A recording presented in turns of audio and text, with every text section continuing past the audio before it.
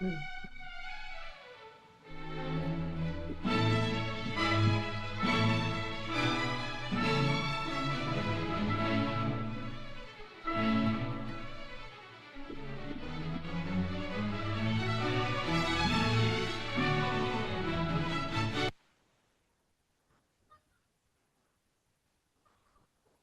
Bonjour et bienvenue à tous.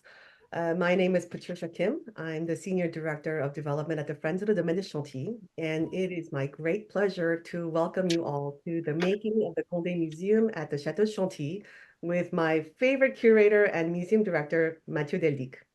This talk is part of the Making of the Great Museums of Paris series curated by Russell Kelly. If you are not familiar yet with the Zoom webinar format, please check a few useful instructions on the chat line.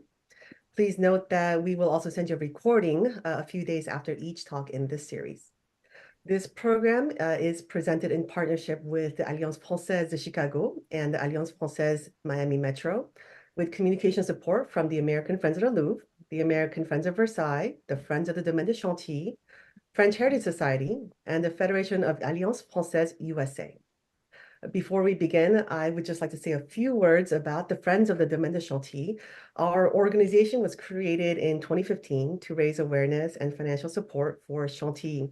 Since then, our group has grown to include members, donors, collectors, art lovers from all over the world, especially in the US and Europe. And we, of course, work very closely with Chantilly's curatorial team, especially Mathieu Deldicque, to select and raise funds for priority projects like exhibitions, restorations, publications, as well as gallery renovations.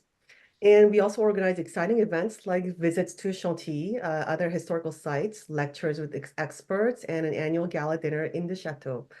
So I hope you will all enjoy listening to Mathieu's talk today about Chantilly and how the Duc d'Aumale created this wonderful museum. And of course, that you will all come visit Chantilly very soon. Now, I would like to just say a few words about Russell. Russell Kelly is the curator and moderator of the past 3 winters lecture series on the Grand Château de la Loire and Île-de-France, the making of the French gardens, and the great churches of Paris. He has lived in Paris for 30 years and is the author of The Making of Paris, the story of how Paris evolved from a fishing village into the world's most beautiful city. This book was published by Globeco Press in 2021. So now I will turn it over to Russell. Thank you very much, Patricia.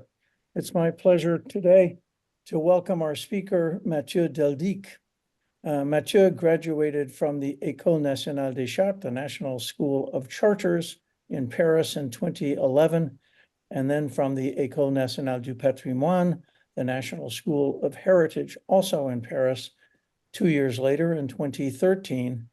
As part of his training to become a curator, he spent a winter interning at the Art Institute of Chicago roughly 10 years ago. And to complete his education, Mathieu earned a doctorate in art history from the University of Picardie in Amiens in 2018.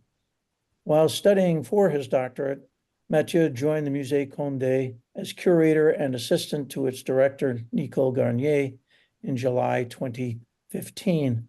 Upon Nicole Garnier's retirement in June 2022, Mathieu succeeded her as director of the Musée Condé. Mathieu kindly agreed to give a talk about the Château de Chantilly as part of our series on the Grand Château of the Loire and Île-de-France during the winter of 2021. So we are delighted to welcome him back today to tell us the story of the making of the Musée Condé. À vous, Mathieu. Thank you very much, Russell.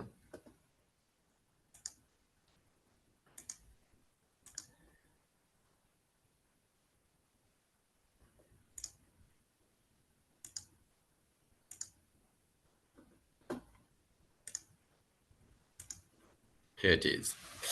I'm very delighted to be here tonight with you. It's a great honor to be invited to talk about my passion, Chantilly and the Musée Condé. And we are very happy to have with us the great Friends of the Domaine de Chantilly with their director, Patricia Kim, who do miracles for Chantilly. Chantilly is indeed a miracle. This very highly original museum, which is also a palace with extensive grounds and stables, bears no comparisons to other French museums. It's not like a stately home in Britain. It's not like um, the houses of wealthy Americans in Newport. Chantilly is unique. Um, it has a taste of Italy, thanks to the collection of the Duc de Mal that we will see together today. It's also a monument like Versailles, like the Versailles of the King Louis-Philippe, the father of the Duc de Mal. It's also like a Tower of London because it has so many gems inside it. So Chantilly is unique, and I'm sure you will agree with me after this talk.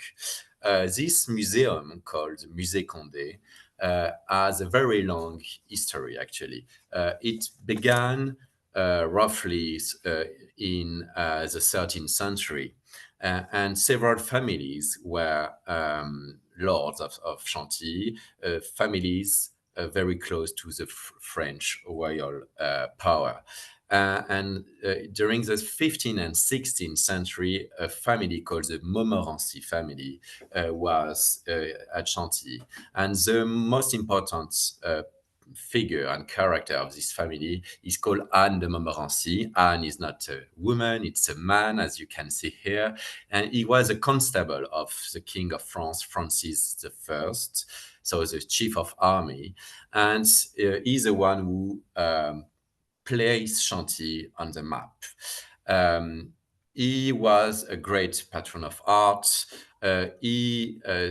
Chantilly was like this at the time. Here, this is a print because Chantilly was destroyed afterwards. We will see that together. And so Chantilly was the main house of this very wealthy and powerful family. And this man collected art on it, built a new wing in this castle, and promote Chantilly in the French realm. During the 17th century, a second family came, and this family was even more important. This is the Condé family who inherited Chantilly by marriage. So the last Duchess of Montmorency married Prince de Condé. And they had one child called Le Grand Condé, Louis de Bourbon, cousin of the King Louis XIV. And he was the one who promote also Chantilly at a very high level. He was the most important warrior of that time. So during the 17th century, he was a rebel against Louis XIV, so his cousin.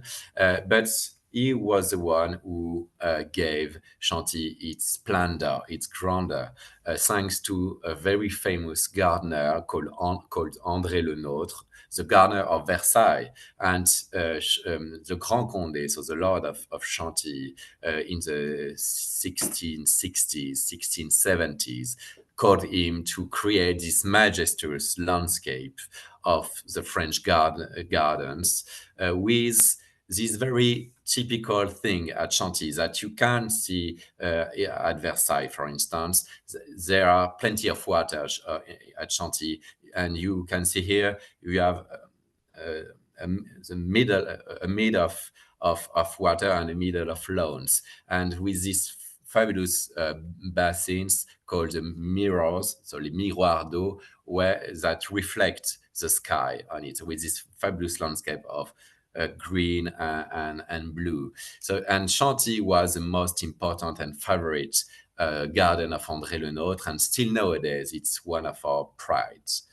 André Le Nôtre drew this axis from the forest because Chantilly was important for hunting, the main hobby of the different lords through the centuries.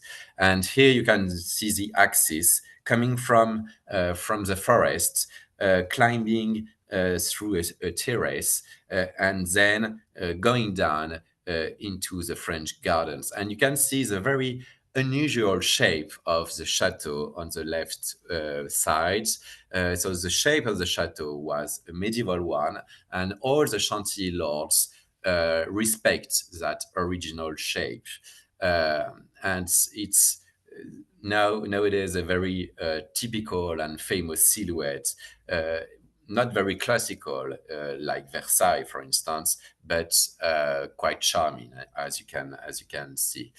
Chantilly was a place where feasts and parties and banquets were organized, and the most famous one was organized in 1671 by the Grand Condé with his maître d'hôtel, his majordomo, François Vatel, who was very famous at the time. He organized parties at Vaux Vicomte or Chantilly. And there was a drama in 1671 when Louis XIV came to his cousin, and we were on a Friday. And as you can know, during Friday, we can't serve meat but fish. So François Vatel, the maître d'hôtel, ordered the fish from the different ports in the northern part of France, but the fish was delayed due to a storm. So François Vatel thought that he had nothing to serve to the king. So he committed suicide. It was very famous, and Madame de Sévigné wrote a very famous letter about that. And just after 5 minutes after his death, the fish came finally. So it's one of the several and very famous stories linked to Chantilly and to these long stories. During the 18th century, the Prince de Condé, the Princes de Condé were still the Lord of Chantilly, and brought some splendor into it. And for instance, we have still nowadays the great apartments of the Prince de Condé that you can visit during your stay here at Chantilly. And they created this very famous 18th century style apartment. This is a battle galleries with different victories of the Grand Condé depicted on the walls, with the mirrors reflecting the light through the windows. It's like our Galerie des Glaces, and they both share the same architect, Jules Hardouin-Mansart.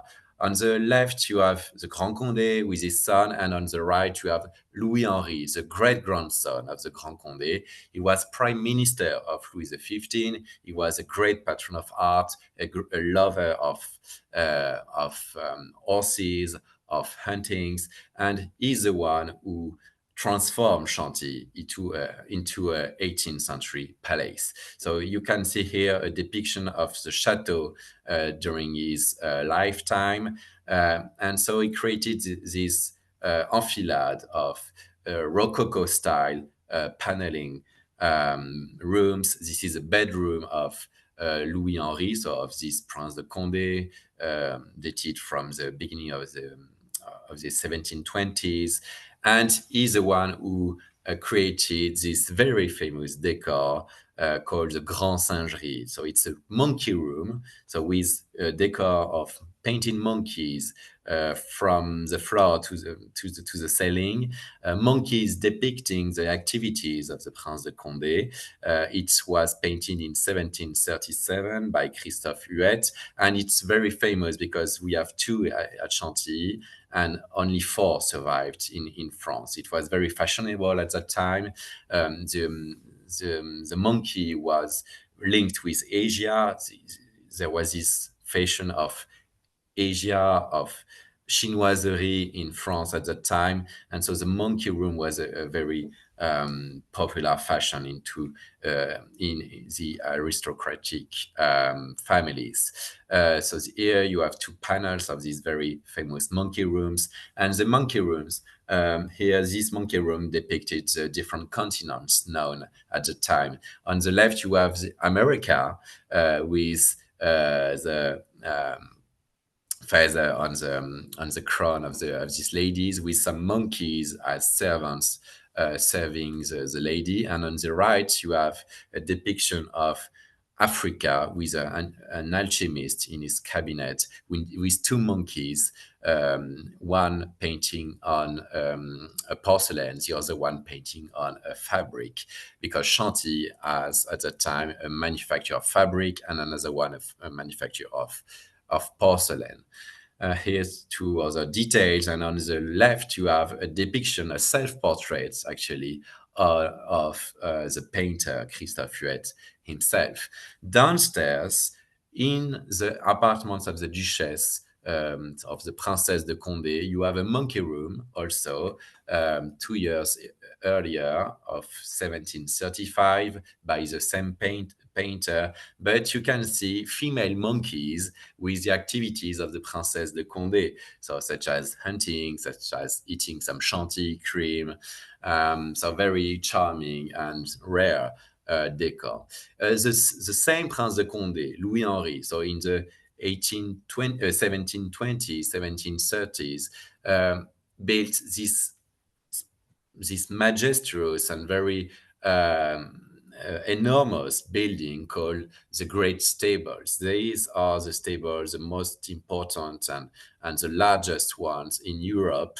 So actually, some people confound them with the chateau because they are bigger than the chateau itself. It was built between 1719 and 1735 for welcoming 240 horses.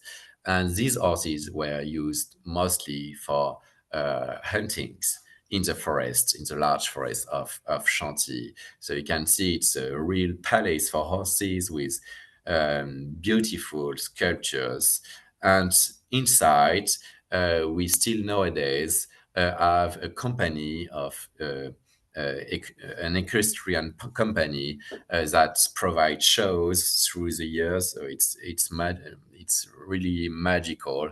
And then the stables are still the place where around 30 horses and donkeys sleep. Sorry. The last in the second part of the 18th century, the son of Louis Henri was called Louis Joseph. He's still a Prince de Condé. He was a great warrior, but also a great patron of art, like his ancestor. And he's built this chateau, neoclassical chateau, just in front of the main one, called the Château d'Enghien, built in 1769. For his guests, because Chantilly was a place for celebration and parties. And this chateau was, during the 19th century and 20th century, a place for accommodation and then storage. And we have now a great project, a cultural project for that chateau, but we will talk about it later.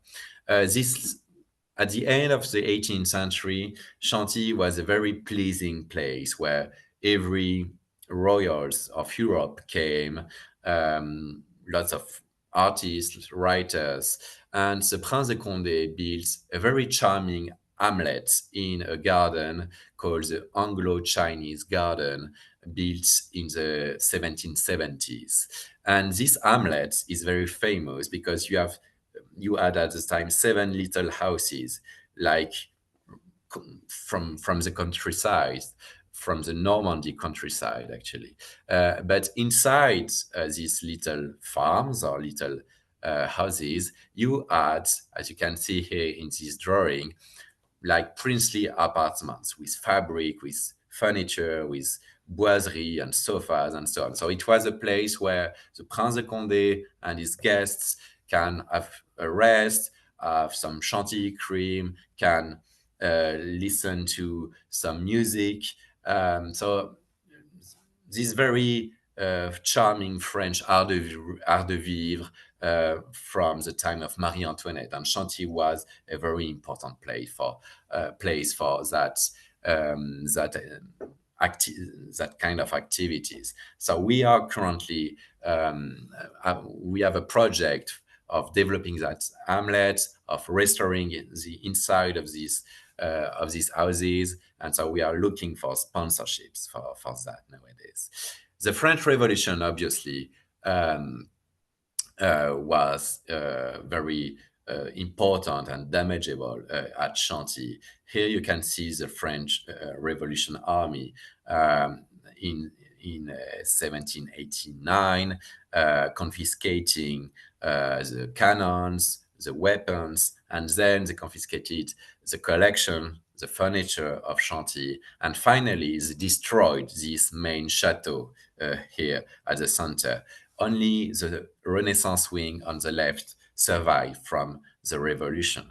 The last Prince de Condé came back from immigration in 1815, and he died in 1830 without any children, surviving children. So he bequeathed all Chantilly, the surviving Chantilly, and all his money to a little boy, our main character, actually.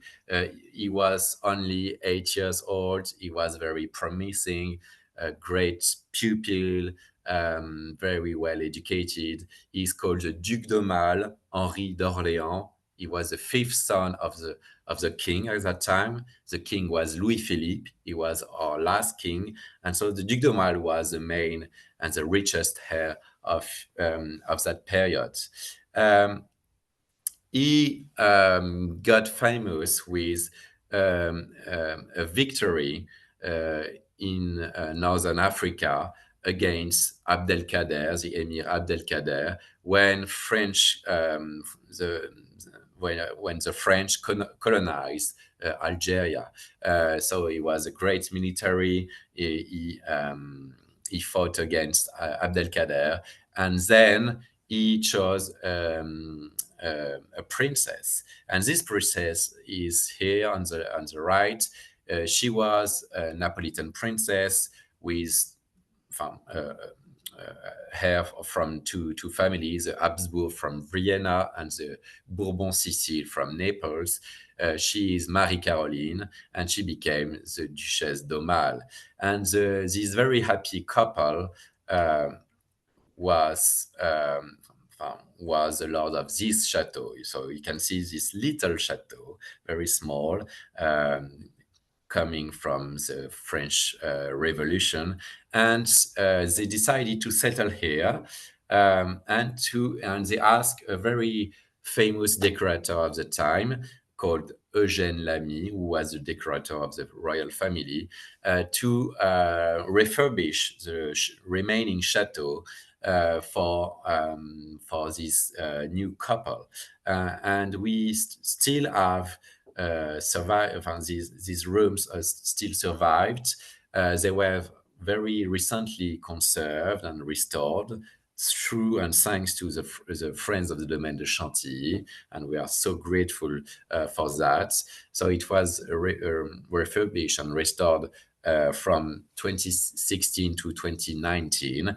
And these apartments are so important because they are the only one surviving princely apartment of the 1840s that survived in France. Here you can see the antechamber and the chamber of the bedroom of the Duchesse d'Aumale from the 1840s. So with this eclectical style, historical style, from the 18th century, but we are in 1840, so during the 19th century. This is the bedroom with this majestical bed, fabulous fabric and furniture. This is another part of the apartment of the Duchess, with this very curious color, the purple one, with the color of mourning in the royal family, because this fabric was put on the walls after the death of the Duchesse d'Aumale. The furniture is quite interesting too, because you have a mix between royal provenance 18th century furniture and the 19th century furniture with the 18th century style. So there is a very interesting mix. This is the office of the Duc de Mal in his apartment, with all the portraits of his of the previous owners of Chantilly surrounding him, with his fabulous fabric, damask, a silk damask, very fashionable at that time. And here, this is his bedroom with his very curious bed. So it's a bed of a military. Remember, Duc de Mal was a military, he was a general, he fought against Abdelkader. So he wanted to remain a military even during his nights. So you can, all these apartments are now open to the public with guided tours only, because they are quite narrow, very they present lots of little objects. So guided tours for 4 or 5 times a day provides fabulous visits to our visitors. And this is the last room of these apartments. It was a dining room transformed into an office afterwards, where lots of souvenirs and charming objects and furniture can be admired. So this dream stopped in 1848. Why? Because the father of the Duc de Mal, King Louis-Philippe, was overthrown, and all the family, so the Orleans family, was forced to be on exile, and so they spent their exile in Britain, actually. First here in Claremont House, in the suburb of London. Queen Victoria provides the house. So you can see on the front, on the foreground, you can see the Duc de Mal with one of his brothers, the Prince de Joinville. And here, this is the inside of the house with all the royal family in exile. So King Louis-Philippe, you can see on the right the Duke and Duchess de Mal. So it was not an easy period, but then the Duc de Mal has his own mansion at Twickenham, also in the suburb of London, and he was idle. He has no political or military position. He was very rich. Remember, he was the heir of the fortune of the Prince de Condé. So what did he do? He spent his time collecting heavily. He was greedy of collecting arts, books, archives, paintings, piece of furniture, objects, sculptures, and so on. So he spent more than 20 years collecting, with one thing in his mind: to come back to France, to come back with his treasure in exile with him, and to build a museum for his country. And finally, he succeeded on it. Actually, he was successful in this art of collecting, but in his life of husband and of father, he was very unhappy. Actually, his wife, the Duchesse de Mal, that you can see here in this miniature, died in 1869, and his two boys, the Prince de Condé, died in 1866 in Australia at the age of 21, and the other one died in 1872 at the age of 18. So the Duc de Mal was a widow, has no children anymore. And this sad man, this great collector, maybe the greatest man in Europe during the 19th century, was allowed in 1871 to come back to France to be back at Chantilly. And then he had this project to rebuild Chantilly and to create a museum called the Musée Condé, because his ancestors and his predecessors as lords at Chantilly was the Prince de Condé. So this is Chantilly just in 17 in 1871 when the Duc d'Aumale came back from exile. And then this is it. This major project, maybe is the most important private one in the late 19th century in France, to rebuild Chantilly and to create a museum. So in the foreground, you can see the Renaissance wing that survived, where the 18th century apartments and 19th century apartments are located. And in the background, just before the French style gardens, you can see this big chateau, le Grand Château, rebuilt by the Duc d'Aumale and the architect Honoré Daumet from 1875 to 1885.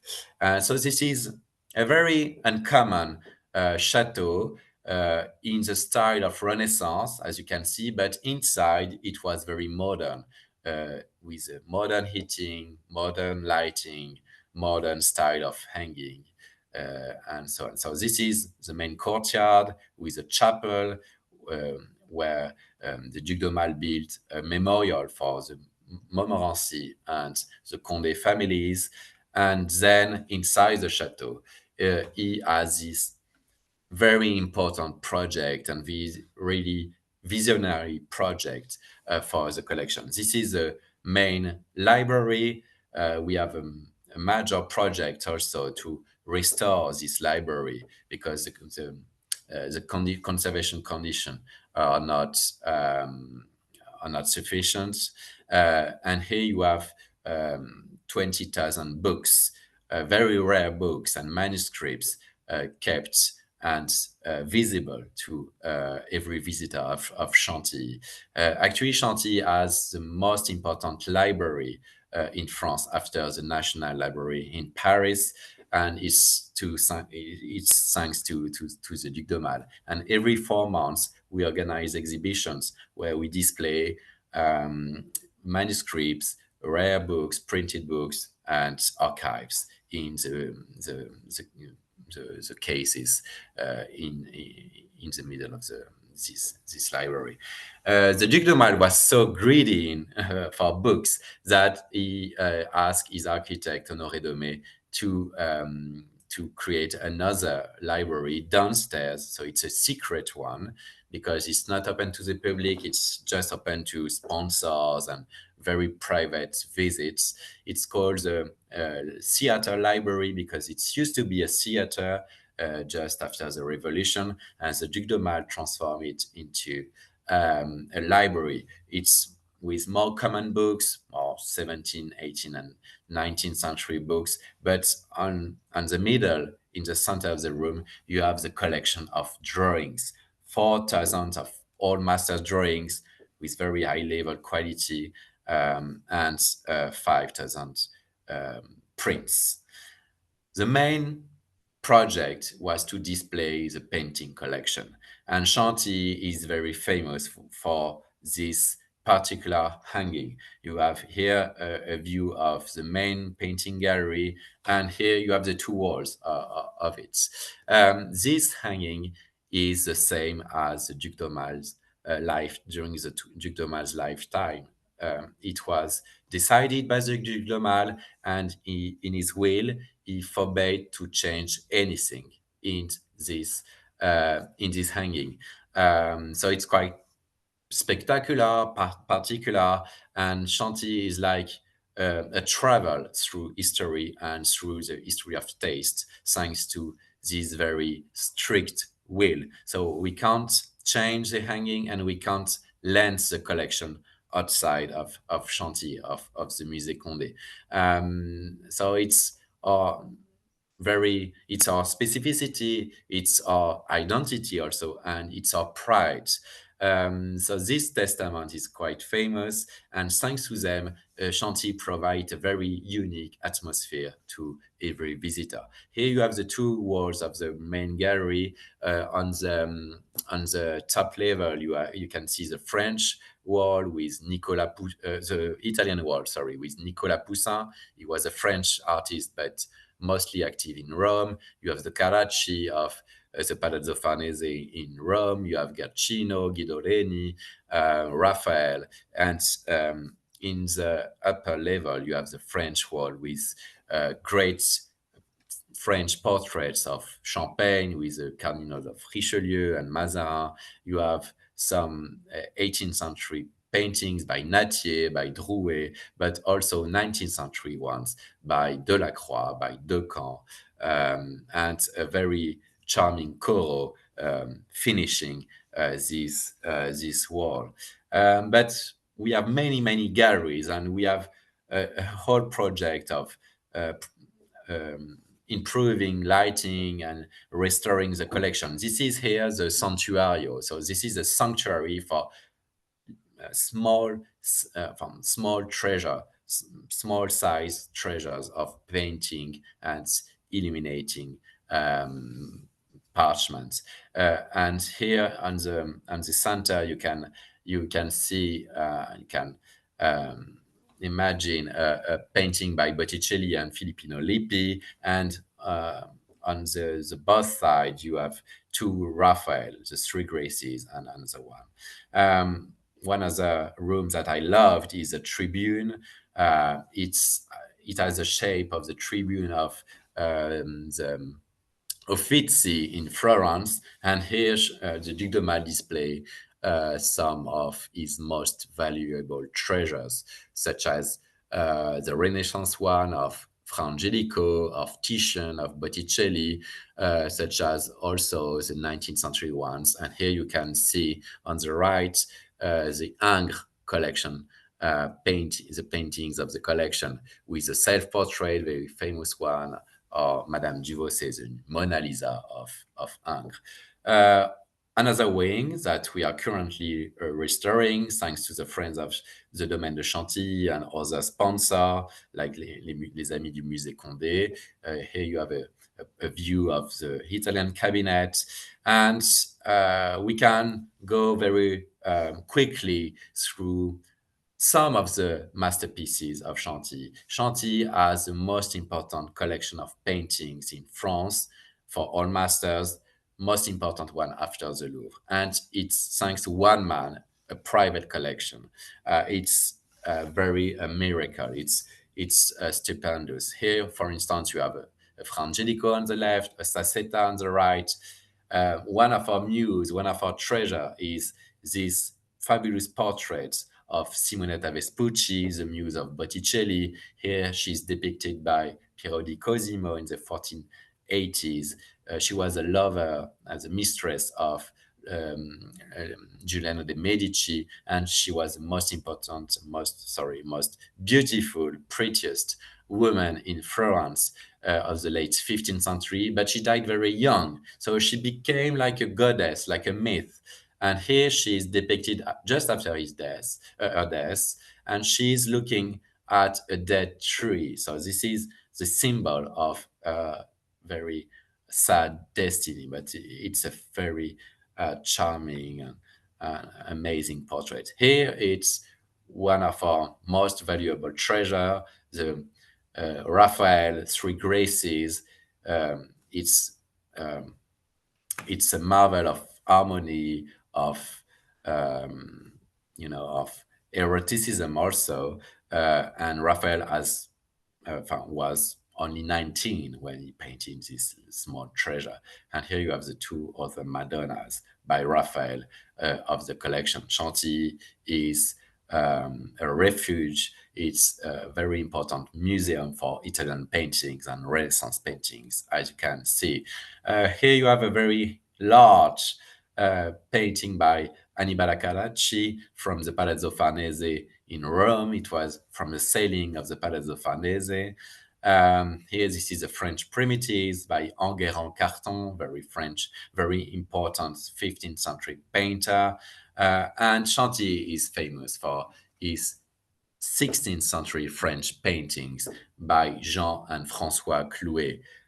Here you have François I, Francis I on the left, and Queen Elizabeth of Austria on the right. And we are currently restoring the collection nowadays. This is a Massacre of Innocents by Nicolas Poussin, 1632, very strong, very powerful, and Picasso and Francis Bacon were inspired by this strong picture during their careers. We can go in the 18th century painting collection, and this is the first and most important depiction of champagne in the French art history. This painting by Jean-François de Troyes was ordered by Louis XV for his dining room at Versailles, and every brand of champagne used that painting. Some little marvels of Watteau, the Ingres, Delacroix, Decamps, so Orientalist painting. So it's just a very light sample of one of several masterpieces of the collection. You have to come to see the collection because the collection can move, as you can remember. So it's very, it was the travel. The collection of manuscripts, printed books, is amazing. And maybe a Mona Lisa, the most important treasure of Chantilly, is a manuscript called Les Très riches heures du Duc de Berry. Les Très riches heures du Duc de Berry is the most important and valuable manuscripts of the Middle Ages. It was ordered by the Duc de Berry in the beginning of the 15th century with three illuminators called the Lambeau brothers, and the calendar of this book of hours or of this book of prayers was very popular, reproduced everywhere. On the left, you can see one of the months of the Très riches heures, and you have this fabulous architecture of the Château de Saumur. And for instance, Walt Disney was inspired by this picture for the Château of the Sleeping Beauty. On the right, we have another important book of hours of the collection from Anne de Montmorency. But we have also fabulous drawings by Raphael, by Leonardo da Vinci, and his workshop. It's called the Nude Mona Lisa, and we organized several years ago a fabulous exhibition about that mysterious drawing.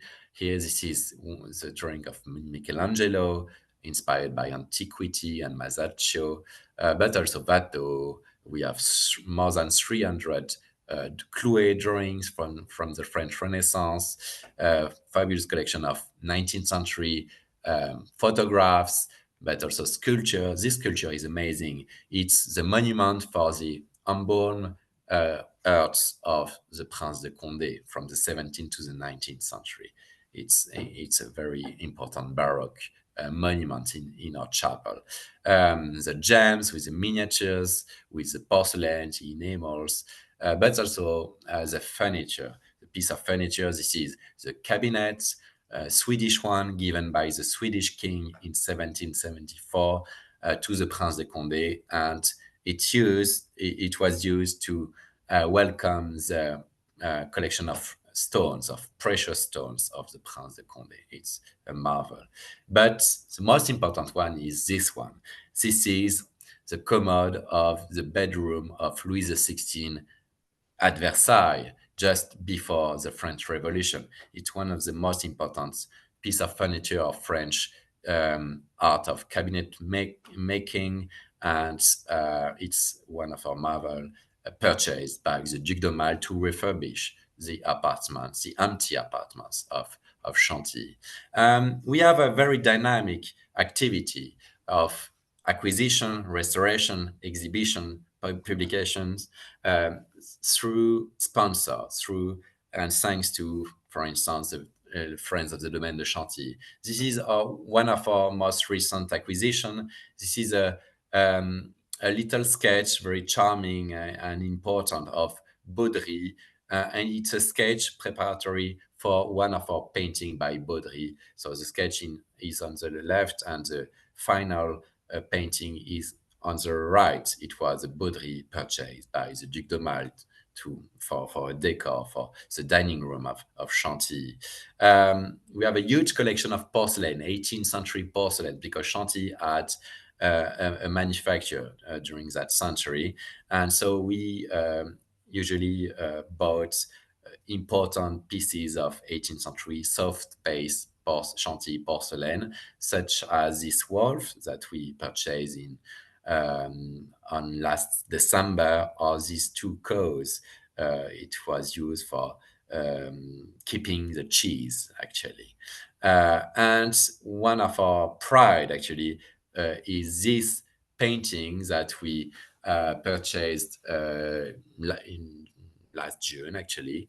It's a painting from François Clouet, so this famous portraitist, depicting not François II as it's written on it, but his brother, the Duc d'Alençon, François Hercule. It was the last. He was the last son of Catherine de' Medici and King Henry II, and it was painted here around 1565. And Chantilly has nearly 100 paintings of the French Renaissance, and this was the first time since the 19th century that we purchased a French Renaissance portrait. So it was a great happiness and great prize for all of us. All this collection can be seen in the permanent rooms, but also the temporary exhibitions rooms. We have a Prince Andering galleries sponsored by the Friends of the Domaine de Chantilly, and we have an important and more important exhibition space in the park called the Jeu de Paume. And so here are some news for some information on the next project. In March, we will have an important exhibition about Claude Lorrain, this famous French landscape draftsman and painter. The creator is Baptiste Rolly, curator at the Musée Condé, and it will be a very important event for us. Our main exhibition will last from June to October, and it will be about the most important French cabinet maker of the history. It's André Charles Boulle. It will be organized in the 18th through the 18th century apartments, and we will have great loans from Versailles, from the Louvre, from the Wallace collection, the Rijksmuseum, the V&A. Lots of private collectors trust us, and we will display these fabulous, not only furniture, but like sculptures, such as on the left, the commode of Louis XIV at Trianon, on the right, a binding made for the king by Boulle.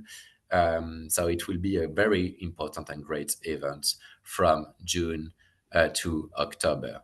And for next year, 2025, we are preparing a breathtaking event.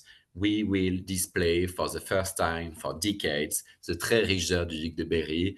A very famous scholar told that it's easier to see the Pope or the President of the United States than the Très. So it will be the unique occasion to see the manuscripts, but to see it unbound, because we have to restore it. We are looking for sponsors for this conservation project. And during this restoration, we will display the calendar of the Très unbound, so taking from the manuscripts. So it will be very important, historical, and so you can't miss this exhibition. Other exhibition will be proposed in this Prince Andering gallery sponsored by the Friend of the Domaine de Chantilly. Here you have other projects that we are currently finishing with their help, such as restoring the logis wing. Here you have a depiction of the collection of Clouet paintings. And our main project for the coming years for restoration is that wing. So we are currently restoring the walls, the windows, the roofs, but inside this this chateau called the Château d'Enghien. Remember, it was built for the guests of the Prince de Condé during the 18th century. We are currently preparing a big cultural project focusing on gastronomy, on serving the princes and the dukes from the 17th to the 19th century. And this musée cultural project will be unique in France. And we are currently also imagining this new museum actually for the coming years. And all that projects can't be imagined or created or can't exist without the help of sponsors, of partners, of friends, of ambassadors, and a great society gathering them is the Friends of the Domaine de Chantilly. They are based in New York. They have fiscal facilities for them, and they are proposing, as Patricia Kim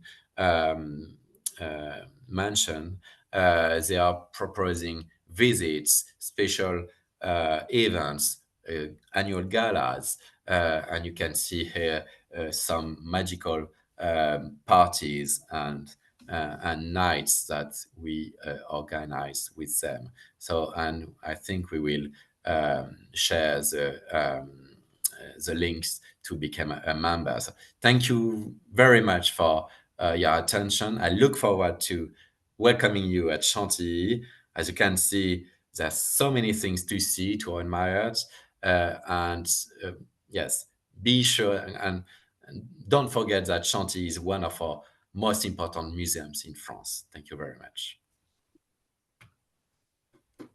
Thank you so much, Mathieu, for that wonderful presentation with absolutely amazing images. The photographs were spectacular. First question, do you have your own photographer on the staff?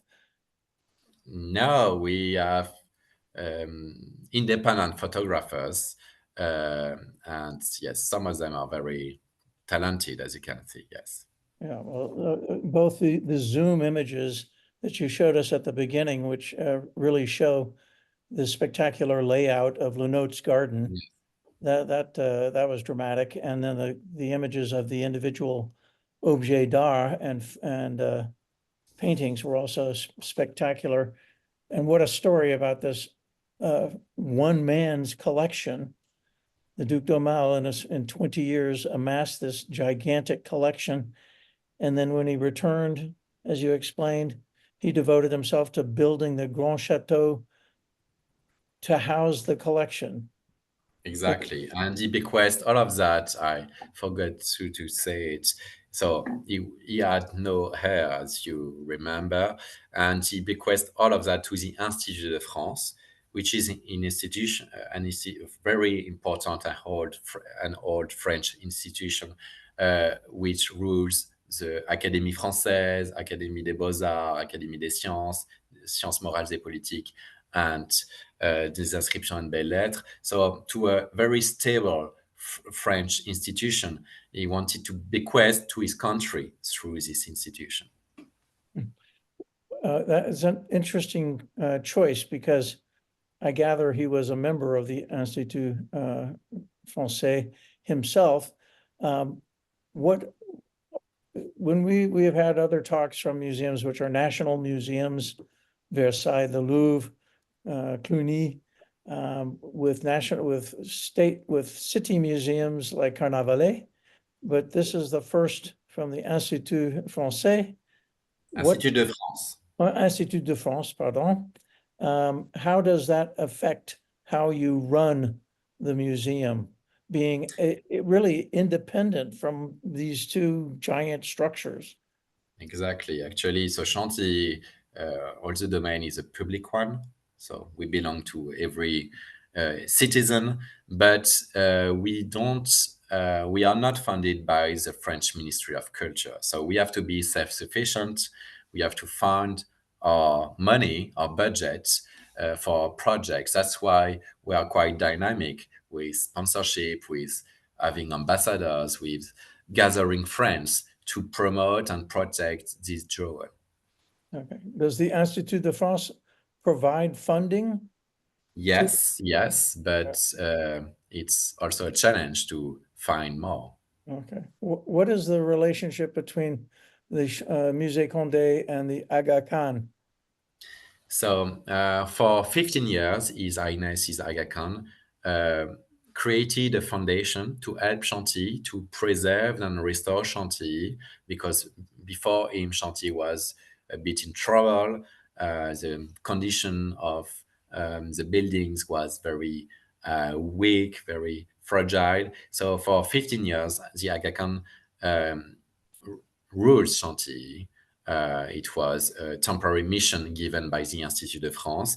And so the Aga Khan funded Chantilly, and he offered us 20 million euros to restore the gardens, the stables, the chateau. And we are so grateful to him because he saved Chantilly. And we are very lucky also to have Prince Amin Aga Khan, who is the chairman of the board of the Friends of the Domaine de Chantilly, and is still very involved with us, with a great board of collectors and members, helping us to imagine projects and find means for them. So the Duc d'Aumale, who was, as you explained, maybe the wealthiest man in Europe, which is actually quite interesting that he managed to go into exile and transfer his bank account from Société Générale to NatWest, or somehow got his money. A bank in London, the Coats of London. Coutts, okay. Coats. Coutts, okay. But then with all of this money, how did he go about amassing this gigantic collection? Did he have a network of agents? Since his collection is so vast, and it's from all over Europe, presumably.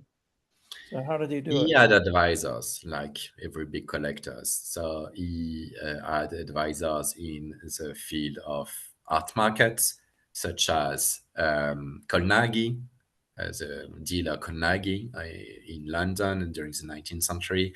He had advisors in the field of museums. So some curators at the Louvre or curators at the National Library in Paris were advisors for the Duc d'Aumale. Some scholars also were his advisors, but he was his own advisor mostly. And he was an historian, he was an art historian. He spent his life visiting museums through Europe, being in societies of bibliophiles, of art lovers. And we are very lucky to keep the catalogs of the sales where he purchased his works of art. And so he annotated himself everything in the catalog. So it was mostly his own choices. Oh, brilliant. Now, you highlighted the wonderful commode built for Louis XVI. You said it was your most valuable piece of furniture from Versailles. Did the Duc d'Aumale acquire that piece of furniture? Yes, from the collection of his father. So it was something in the family, and he purchased it in the sale of Louis-Philippe in 1852.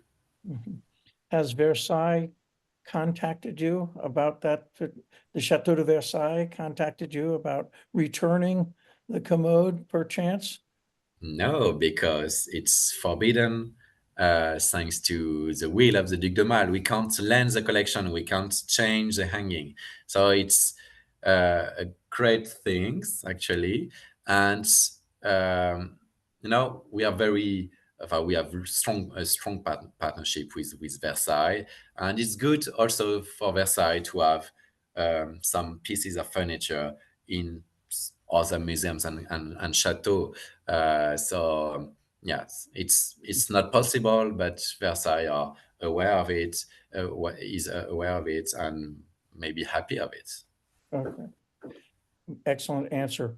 So you have really inspired all of us to go visit this amazing collection, and particularly now with the upcoming special exhibitions that you noted of Claude Lorrain in March and the André Charles Boulle in June.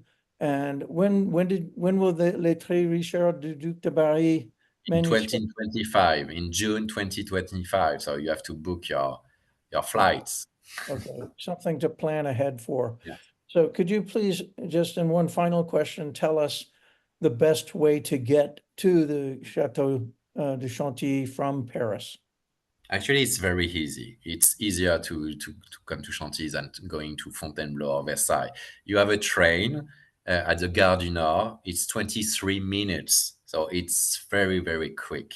And then you are in the station. You can either take a taxi, 5-minute drive, either a bus, either have a very nice walk through the horse grounds, because Chantilly is very important for horses, as you can imagine.